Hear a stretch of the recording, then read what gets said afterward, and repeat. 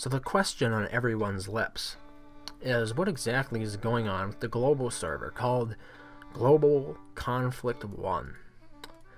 Now, it's currently day 3, according to the server time. So that has given the players in the world a bit of time to develop, and as you can see when zoomed out, Canada, Brazil, Kazakhstan, a country in Africa, and I believe this is a country over here. Now, a lot of these names are regionalized, and I'm not going to dishonor them by attempting to pronounce them, because I'm inevitably going to fail at that.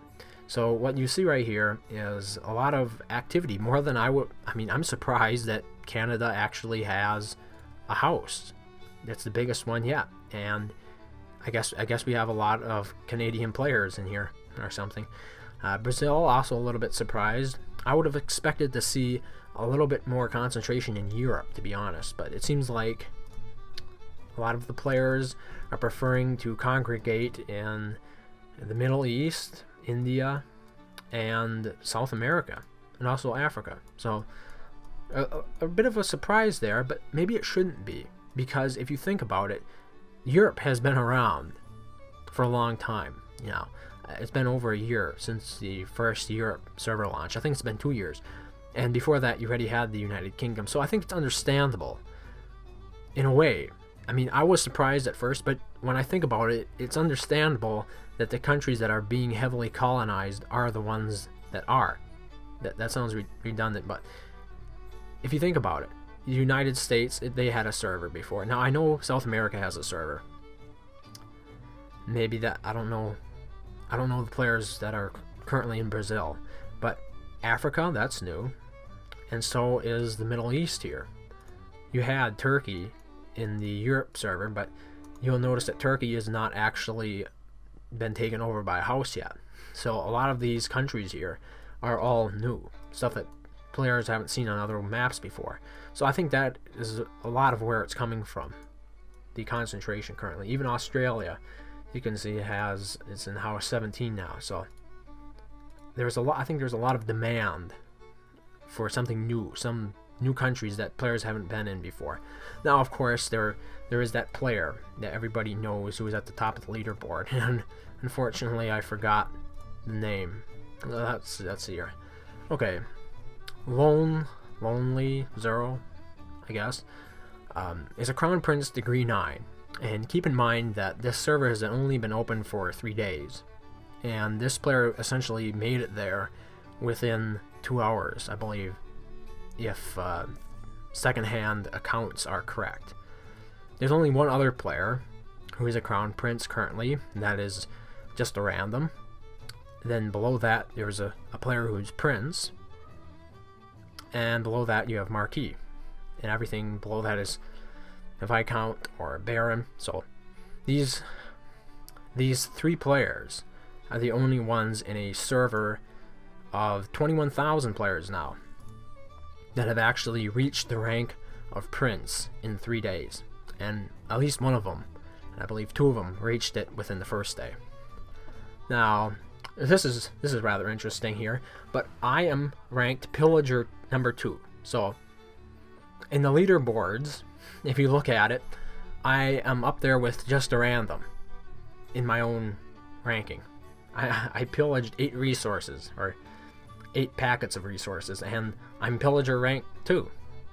That's pretty good in a server that has 21,000 players in it. And I know this is not going to last for long, but neither is the guy who is at top. Okay, there are a lot of players in this world, and not everyone is just going to let Lonely take it. I refuse to believe that. I refuse to believe that there is no other player in this world of 21,000 and growing players who's going to let Lonely dominate the position. So I think within the next week or so, we're going to see at least 5 more players enter the Prince, the Prince rank.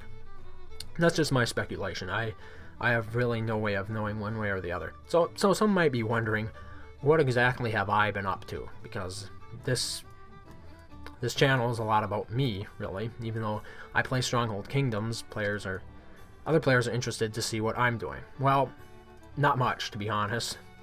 I set up this village here, and I've been pillaging a friend who is not going to play this world. So that's how, because right off the bat you were probably wondering, how could I be pillaging somebody so early in the game? Well, that's how.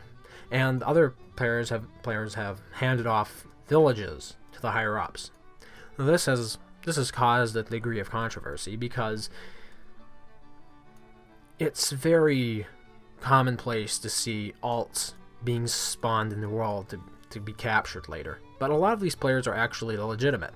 For example, one of the other moderators that helps moderate the game, as I do,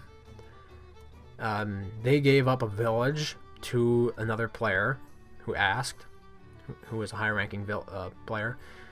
So it's not, when you see a player capturing another player in this game, it's not always the case. I mean, don't just assume that that's an alt, especially don't go into the forums and accuse the player of doing that, and then the player shows up with the alleged alt account, and it turns out both of them are well-established and reputable players.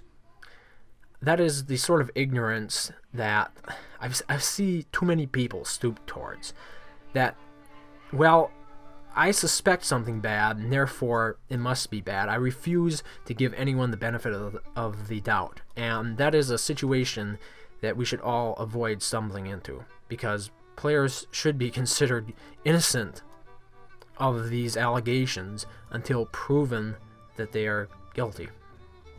That's how the justice systems work. And I mean, if you look at Hammurabi's Code of Laws back in Mesopotamia, I believe it was, that was the basis for his laws, was that an individual is innocent unless proven guilty. And we have refined this ideology over the years, but it is something that has held consistent, and I wish it would remain consistent within the game as well. So currently I'm commoner 3rd grade. I can upgrade to 2nd, but then it will cost me more to pillage this player. Now, I know in another world that I played, it could have been USA, no, it was, gee, what was it? I think it was UK World 7. I played for about a month as a ransacking person, or player. I ransacked a hell of a lot of villages, and I was actually able to get my, I believe it was the gold fame achievement after 30 days, because there was only one or two players above me who had ransacked more buildings in that amount of time. Now I know that was a weak server, and I don't expect my performance to remain consistent with that. I don't expect to even be in the top 30 pillagers come day 30. But that was really interesting to me when it did happen, because I remained at a freeman rank, I think, and I just ransacked other low players with peasants. I had maxed out my army speed, sort of like I have right now, and I had also maxed out my command. Now that time I went for ransacking, this time I went for pillaging. It was something a bit different, you know. There's no point in playing these worlds if you're not going to try something new every time. There you have it. I maxed out pillaging and forced march, along with command. I'm working on command currently.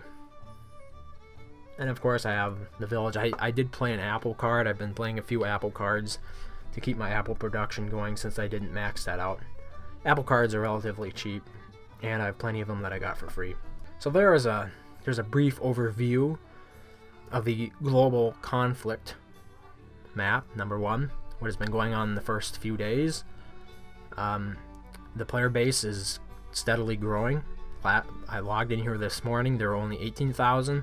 Another 2,000 players have since joined. Now, there's no way of knowing how many of them are legitimate players, but I suspect a good many of them are. So, the world has continued to grow, and yeah, we already see some progress in houses claiming territory. So, thank you for watching, and I hope to see you next time. Stronghold Kingdoms. What will you fight for? Play now for free.